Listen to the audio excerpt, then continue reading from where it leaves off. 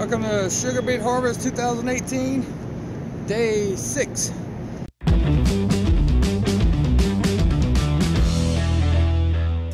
So we called in at 10 o'clock this morning, found out they wanted us here at 1 o'clock. So just got to work, 1 o'clock p.m. And let me see if I can turn the camera around. So we're now at work at 1 o'clock. Here's a view of the yard. You'll see the plant back there where they're processing beets right now. And then here's my building. We're gonna walk on in. Trucks will start rolling in here pretty soon, so I'll check in and let you know how the day went.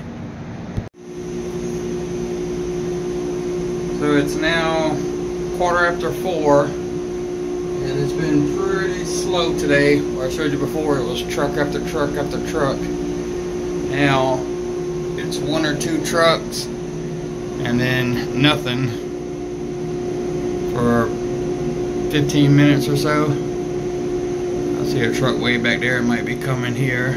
Nope, it's going to number 3.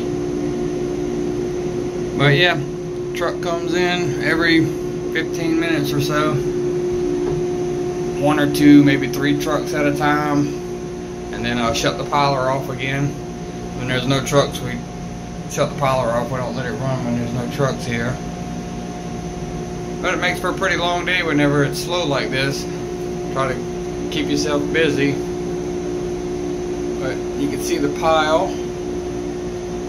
See the ground crew down there. They just moved the power cord back some.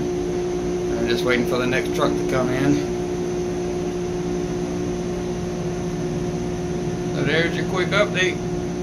We'll check back at 8 o'clock. See how the day goes.